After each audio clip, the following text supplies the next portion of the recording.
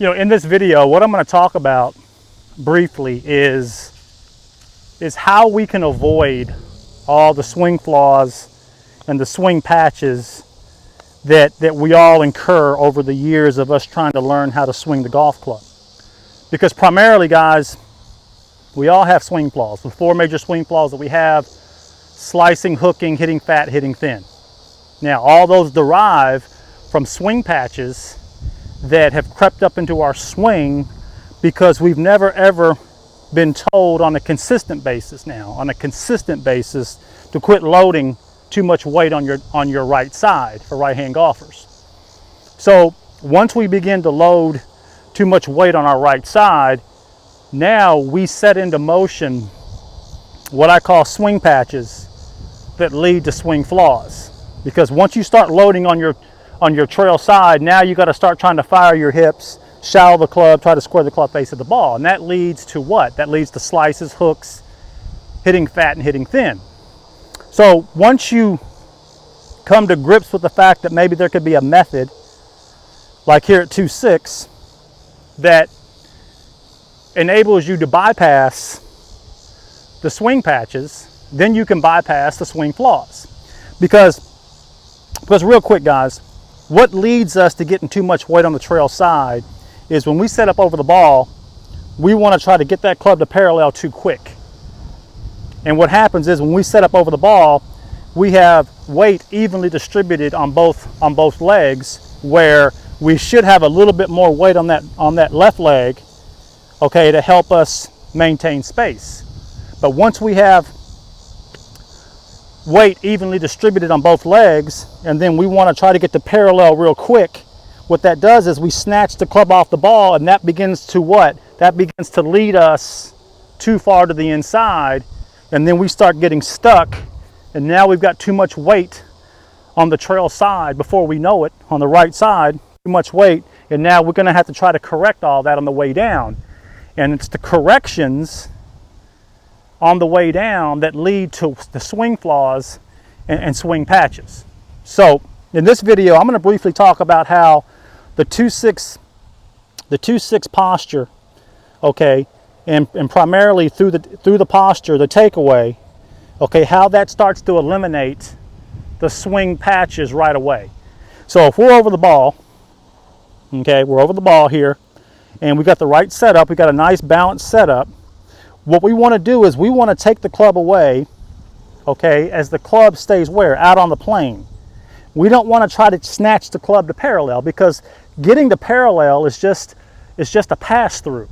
It's not a destination.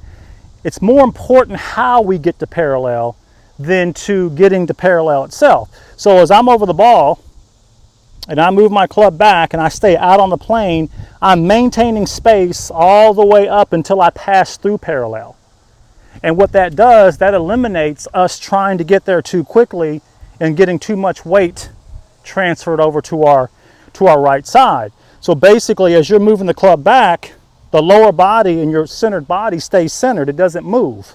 So you're here, and then as you're passing parallel, that's when we start to what? That's when we start to shift pressure to our trail hip as we keep weight on our left leg. So that's what happens. So in other words, we're not getting here too quick and starting to move off the ball too quickly. We're basically being a little bit slower on our takeaway, maintaining space, body stays home. So now when the club starts to move past parallel, now it can move up and around our center instead of being loaded on our right side. So if we take a chip, for instance, so I'm going to chip this ball, and I'm going to use the same principles. Okay, so let me find a nice little spot here. So I'm going to use the same principles in chipping. So what I'm going to do is my stance is going to be a little more narrow, because I'm only hitting this ball maybe 10-15 yards. But notice when I take the club back, I'm keeping the club out on the plane, my lower body staying quiet, I'm not moving with my club. Okay, I got a little more weight on my lead leg, I got my lead eye behind the ball, and now I'm just going to maintain space and hit through the ball. And that ball just jumps 25-30 yards. And so I'm going to feel this every time I swing here See, I'm gonna feel that pop every time I swing because again, the club is not being taken off plane. So I'm gonna feel this every time, space here, and hit through the ball. So you see the ball is popping up real nicely. Now I may hit some fat or hit some thin every now and then, but I never deviate from what I know is true here, space width here, and just hit through the ball and watch the ball just pop up. So then you can take this micro swing here, this little chip shot swing, and you can broaden it into your irons and then broaden it into your driver.